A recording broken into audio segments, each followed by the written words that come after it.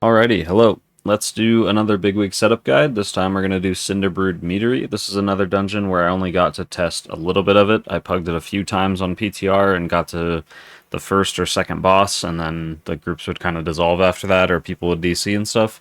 So we're going to go into some of this a little bit blind, and I haven't gotten any complaints yet about the watching the VODs at the same time, so I have that pulled up right here, and we'll do that. We'll watch the bosses on here and then kind of go through and figure out what we want to set different things for. So as usual, just following the previous one, we want to set up a countdown timer for every boss. We want to set a yellow bar for something important and a red bar for something important. And usually that's healing checks or tank busters or things like that. So we're going to fast forward a little bit until we get to the first boss.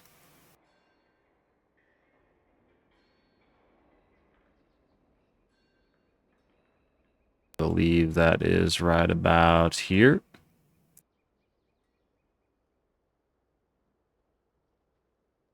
Right, so first boss, it looks like there's going to be Keg Smash. That looks like a tank buster. We have Throw Cinderbrew. Guessing that's just going to put swirlies on the ground. Here we go with our first ability. We have Blazing Belt. This is going to be a big frontal that he does. So that already looks like an ability that we're going to want to set as our countdown timer, but we'll see. Does another tank buster. And then he goes into Happy Hour, which is like the intermission phase, where basically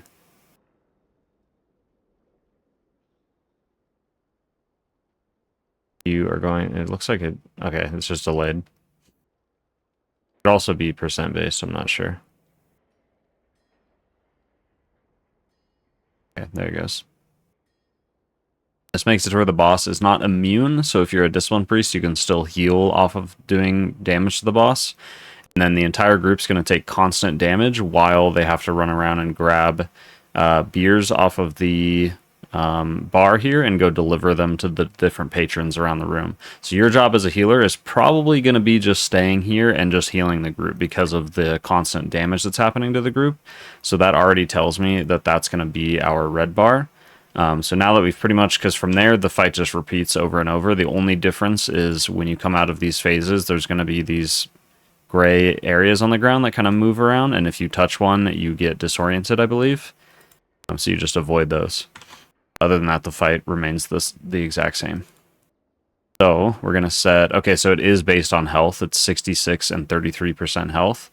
So it doesn't necessarily help to set this as a red bar, unless it's going to somehow track his HP as a bar, which I've never seen that happen. So what we can do instead of setting this as a red bar is we can make this sound and just have it say something like intermission or something like that. So we'll see if there's something that allows us to do that.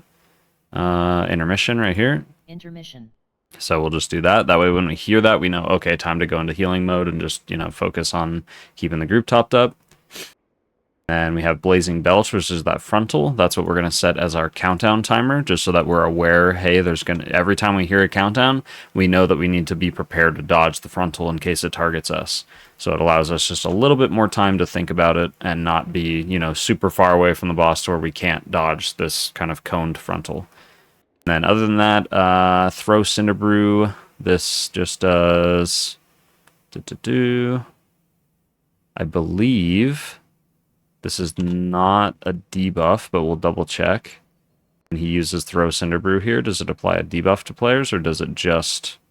Okay, it does apply a damage debuff to 2 players. You can see it right there, and it puts a pool under them. So this is going to be our other healing check. So we have the intermission, and then we also have Throw Cinderbrew, which is going to be heal the 2 players who are targeted by the debuff. I'm also sorry, I'm recording desktop, and it's showing Discord notifications, so I will close that.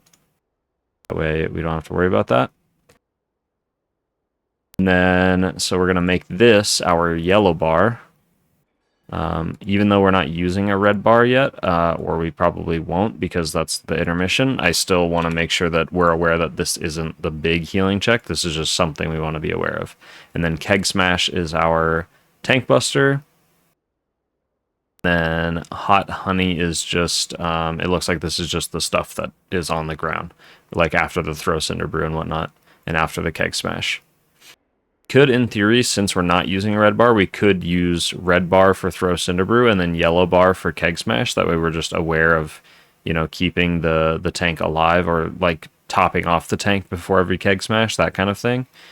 But I think for right now, we're just going to keep it like this, and then maybe when I run the fight, if I decide that the keg smash is something that I want to be more aware of, then I would make throw Cinderbrew the red bar and keg smash the yellow bar.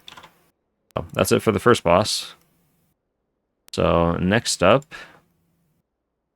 sorry, we have to skip through this a little bit. I don't have timestamps. I should probably go and like timestamp these ahead of time before I record the video. That way it just cuts down a little bit more on time. So here is our next boss that we'll be paying attention to. This is Benk Buzzbee. I'm gonna get so many of these names incorrect. It's crazy.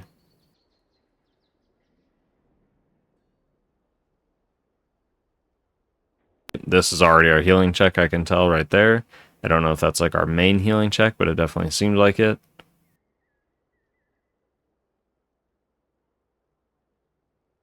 Some swirlies on the ground, and we get ads that come out.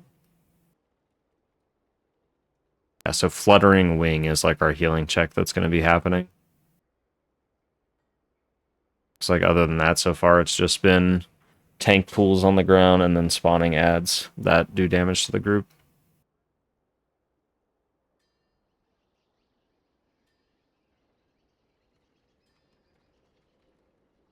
Okay, I think that's literally it for this fight. I don't think there's anything else that's happening unless there's like an intermission or anything like that.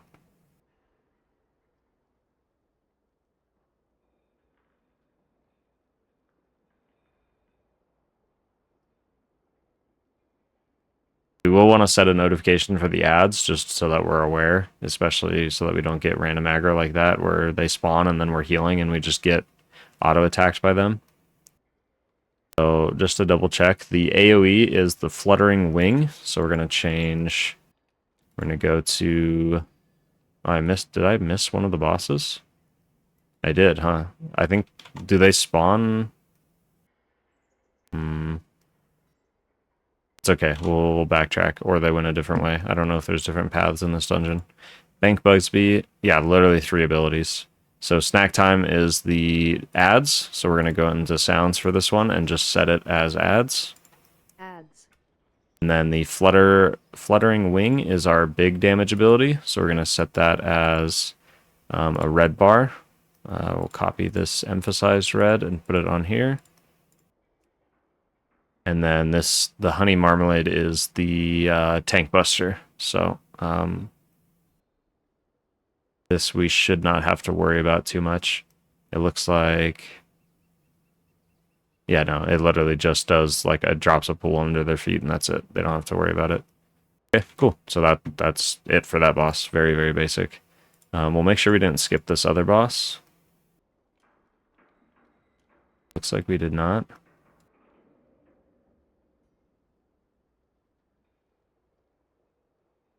So the next boss should be IPA. It looks like you just get to choose which way you go.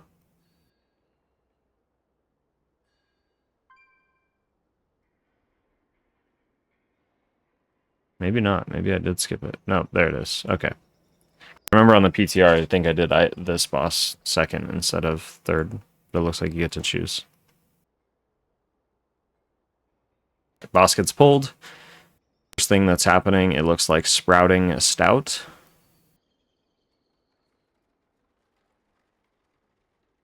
Gonna do group-wide damage. Looks like it's unavoidable, and then you're also dodging swirlies at the same time, so this is definitely gonna be our healing check, I can already tell.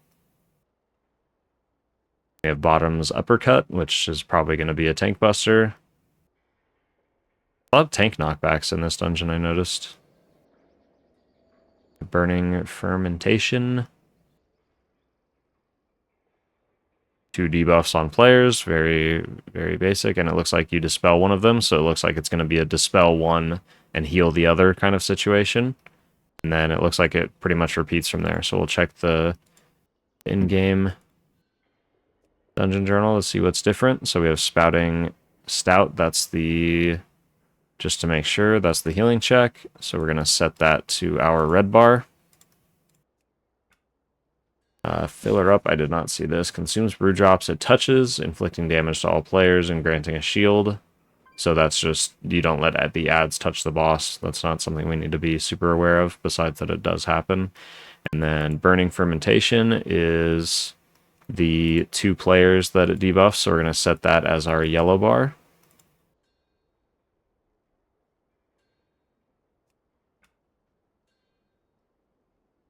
Then Bottom's Uppercut is just a tank buster. So we don't really need a countdown for this, it looks like. I think if I would set a countdown for anything, it would probably be the Burning Fermentation, just so we know when to dispel. Like when we hear the countdown timer, we can kind of pre-plan, okay, I'm going to dispel in, 3, 2, 1, now I'm ready to dispel someone instantly, that kind of thing. But for now, we'll just leave it as it is, and then, if we change our mind, then we can. And then we'll take a look at the last boss.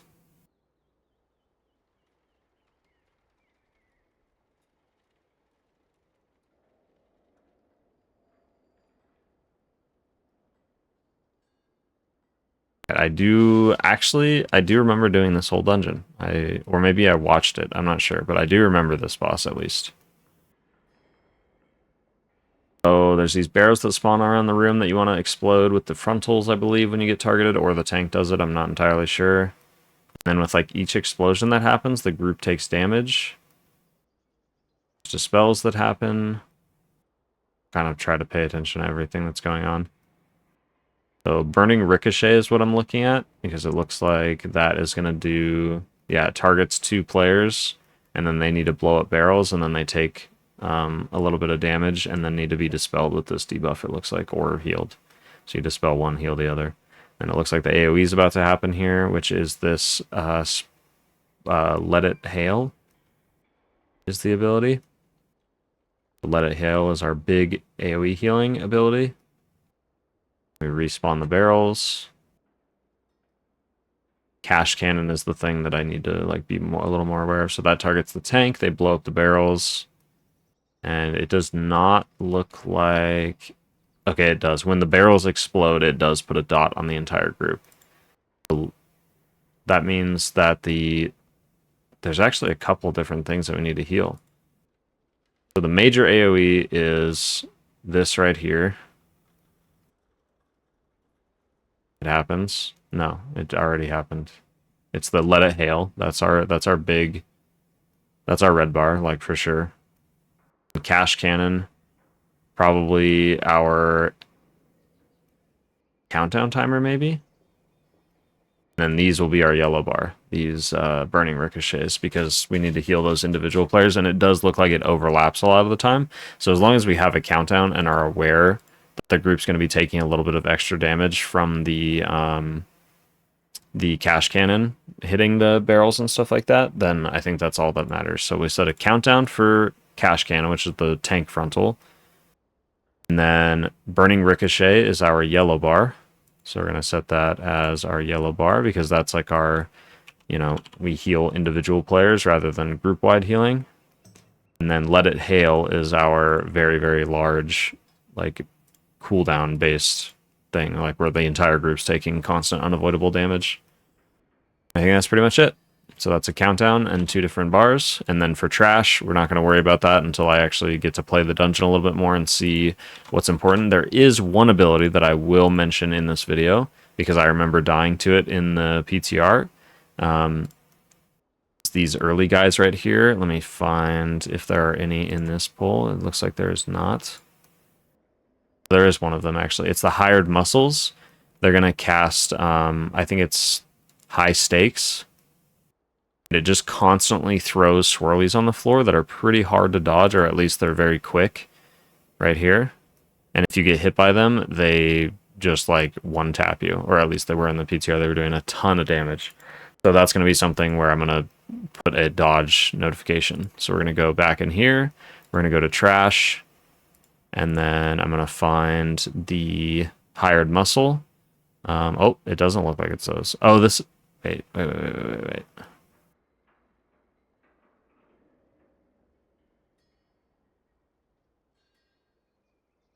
Oh, I'm sorry. The hired muscle does a different ability. This is a mini boss at the start of the dungeon that you pull. Chef Chewy. So for this, we're going to go to high stakes, and we're just going to enable... We could even do a countdown for this, but for now I'm just going to put dodge for every time he casts that ability. Dodge. So that we're aware of that happening. Hired muscles were also important, but I don't specifically remember what they do. It is a healer check, like they do damage to the entire group. I think what they do, they are also in these first few pulls. You can see them right here, like the timer's about to go off up here at the top left. So volatile keg, and then it just puts a dot on the entire group. So maybe that's, if anything, we put a countdown for. I'm going to do that. I'm going to enable a countdown for that. And then that way we're aware of when that damage is going to happen. And then we can also set the sound in case the countdown doesn't work for whatever reason. We can set the sound to defensive or AoE. So we'll go right here to AoE. AoE. That we're aware of when that's happening. And then the rest we will not worry about right now. Cool. So that's it for Cinderbrew Meadery. Thank you for watching this video. We did keep this quite a bit shorter, even while watching the bosses and stuff like that. They were also a lot more basic than the other dungeon, and I had a little bit more experience with them.